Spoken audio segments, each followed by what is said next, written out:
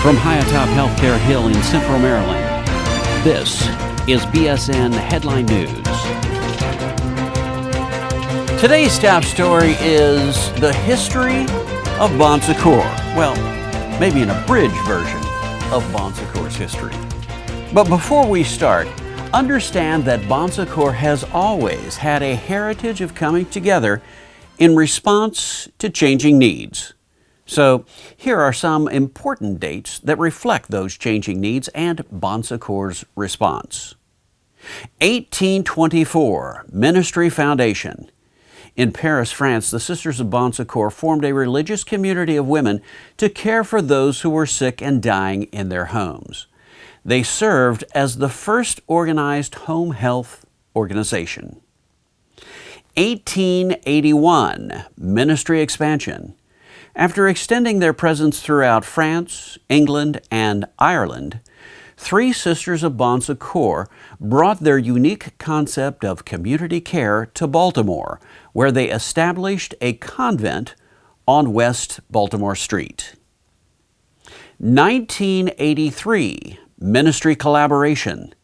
The Sisters of Bon Secours created Bon Secours Health System to provide skilled, unified management and professional resources for all Bon Secours healthcare operations while preserving Bon Secours Catholic tradition of providing quality care to all, especially those who were the poor and sick. 2006 Ministry Community. In response to changing needs, the Sisters of Bon Secours created Bon Secours Ministries, the new sponsor of Bon Secours Health System, to perpetuate the ministry of bringing compassion, healing, and liberation to all they serve. 2008, Ministry of Hope. Bon Secours Ministries created its directional statement, A Future Filled with Hope, that calls all who share in the ministry of Bon Secours Health System to actively participate in the struggle to create a more humane world. Now, this is not the complete history. It's one small version of it, but those dates are worth remembering.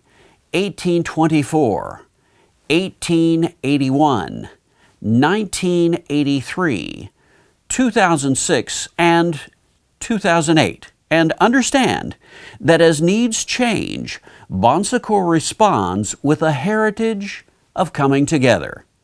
The Sisters of Bon Secours, Bon Secours Ministries, Bon Secours Health System. Good help to those in need. In other news, we all know that keeping hands clean through improved hand hygiene is one of the most important steps we can take to avoid getting sick or spreading germs to others. Hand washing really is easy to do, and it's one of the most effective ways to prevent the spread of many types of infection and illnesses in all settings, from our homes to our workplaces, including hospitals, nursing homes, assisted living facilities, ambulatory care facilities, home care, hospice, and physician practices. Clean hands can stop germs from spreading from one person to another and throughout an entire community. So we asked the question, when should I wash my hands?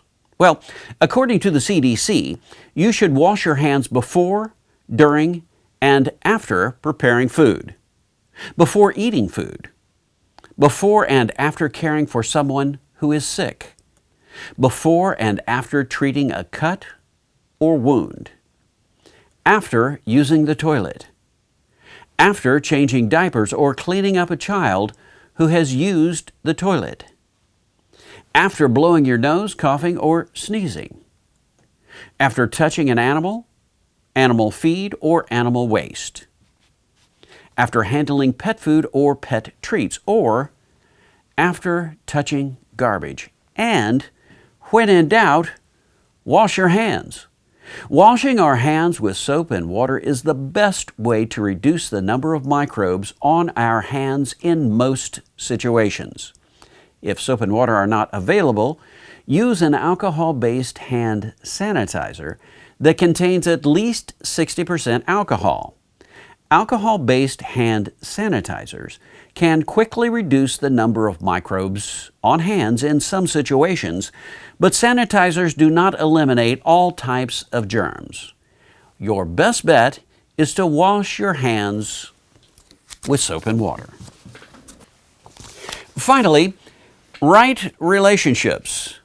What do we mean when we say right relationships? And what are right relationship behaviors?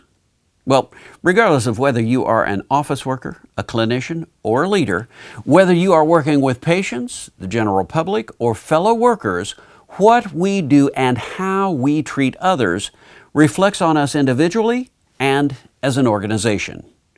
Right relationship behaviors are simply some practical guidelines for how we treat others and how we can expect to be treated. Right relationship behaviors break down into three distinct categories: honesty, engagement, and accountability. Under right relationship behaviors, we agree to be honest, which means we speak to rather than about each other.